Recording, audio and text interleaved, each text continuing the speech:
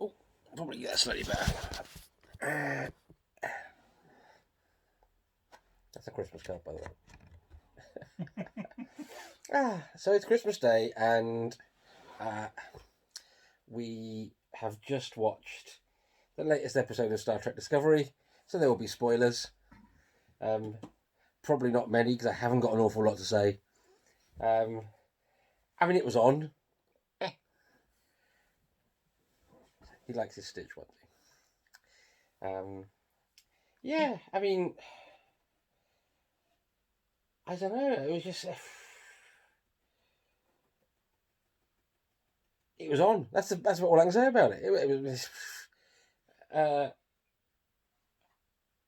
I had, as I brought up to you while we were watching, I did have some reservations about, and this is really me just being a fucking Trek wanker, but Michael Burnham instantly recognising a Bajoran, because although they have been in the gazillionth century or wherever they are now for a while, I'm thinking there's hundreds and hundreds of new races that will have been discovered since Discovery's time. Discovery.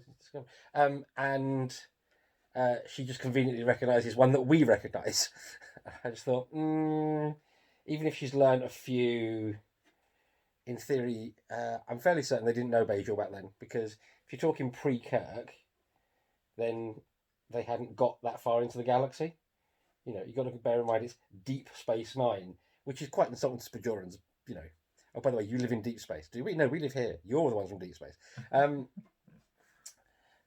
So yeah, and we're back to we have come from the east. Yeah, that's a whole other thing that if you follow the channel, you'll get probably tomorrow. Yeah, so I don't know. It just didn't. It was okay. It kind of, it's clearly part one of like a 2 or 3 part end of season finale, isn't it? So just put a lot of stuff right. I did like the stuff with Tilly. I thought it was nice to. I mean, I've always had a soft spot for Tilly as a character anyway, just because she kind of breaks the mold a little bit as far as Starfleet officers go. She's what Barclay should have been. Yeah, but Barclay was made in the 90s, so. Neurosis is funny. Let's all laugh at it.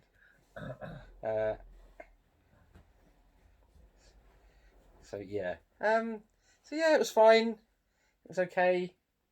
I don't think it was anything particularly exciting. I don't think it was anything you couldn't see coming ahead of it. Like, do you know what I mean? Like we were pointing out exactly what was going to happen next, pretty much every step of the way, and were right.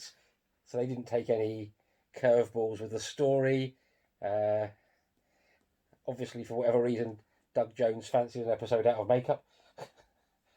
Even though the Kelpian boy on the Strand thing just had a really similar voice.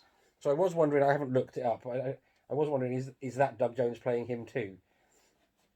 Yeah, so it's possible, if that is the case, that they just wanted to have him in one set of makeup still. Yeah. Because it'd be hellish for him and hellish for the makeup. Yeah, in and out constantly. Yes. So we got this. You got the kind of source of the burn now, even though they haven't worked out exactly what caused it. But it was him doing something, and it was presumably his AI protecting him. Yada yada yada. Well, something like that. No, from what I gathered from that bit is that basically he caused it because it's actually not massively dissimilar to what their rationale is for River Song, which is that he was in utero at the time, so he's exposed to this area of like dilithium and subspace distortion, so he's somehow in tune with it, which is why he's also not being affected by the radiation. So he has a temper tantrum and all the dilithium. Yeah, it's effectively the same way River does carry. Yeah. Okay. Yeah. So that he goes batshit, and because of where he is, which is clearly acting like some kind of weird dilithium amplifier thing because of the location. Yeah. That it basically then radiates out through subspace and goes from there. So yeah, that I think was a bit shit. Yeah, and also, so you then had like the whole cliffhanger ending with Asira, the green one, Elphaba,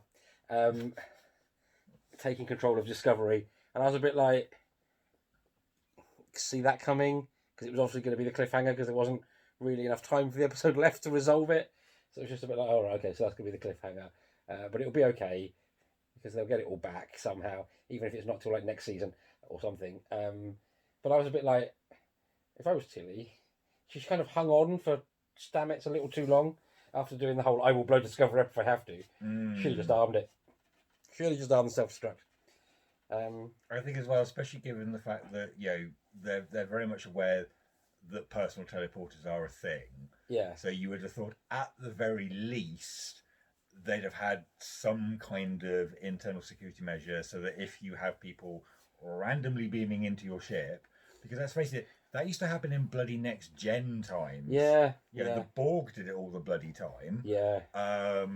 Buggers, they were. Yeah, God, Q. I'm fair enough. Q's a extra dimensional being, blah blah blah. Yeah. But it's not a concept that they are unfamiliar with in the Trek universe. Yeah. Over the past 900 years, and they've basically moved to a point now where they've got the technology where pretty much everyone can do it. And the first rule of any kind of technology is it's a technological arms race. You come up with the technology, someone comes up with the counterpart technology, you come up with the counterpart to the counterpart, etc., etc., etc. So it's technological chess. Yes. So that bit didn't quite ring true for me. You think, surely they'd have come up with some kind of countermeasure by now, even if it's just picking up on life signs that aren't part of the designated crew and stunning them or whatever. But yeah, I'd echo the stuff with Tilly. For the most part, glorious. And other than that, it was just a fairly almost generic Trek episode. Like I said, it was on. You done? Yes. Okay, I was about to hit stop. I thought, oh, it's a big.